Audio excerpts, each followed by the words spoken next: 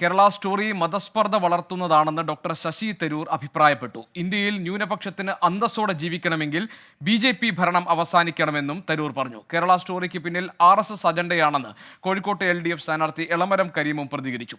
വിഷമാണെന്ന് അറിഞ്ഞിട്ടും അത് കുടിക്കുന്നവരെ പോലെയാണ് സിനിമ കാണുന്നവരെന്നും എളമരം കരീം കുറ്റപ്പെടുത്തി. ഈ കേരള സ്റ്റോറി അല്ല യാഥാർത്ഥ്യ കേരള സ്റ്റോറി. യാഥാർത്ഥ്യ കേരള സ്റ്റോറി ഇതൊരു മതസൗഹാർദ്ദത്തിൻ്റെ ഒരു സംസ്ഥാനമാണ്. ഇതാണ് നമ്മുടെ കേരളത്തിൻ്റെ റിയൽ കേരള സ്റ്റോറി.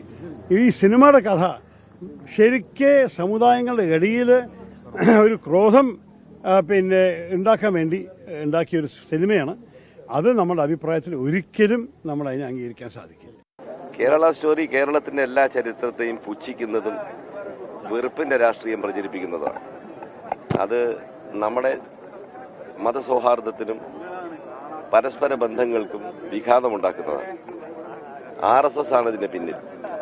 ഈ തെരഞ്ഞെടുപ്പിൽ അവരുടെ രാഷ്ട്രീയം പ്രചരിപ്പിക്കാൻ കേരളത്തിൽ അവർ പ്രദർശനത്തിന് മുന്നോട്ട് വയ്ക്കാൻ ഇതൊന്നും കേരള ജനത അംഗീകരിക്കില്ല.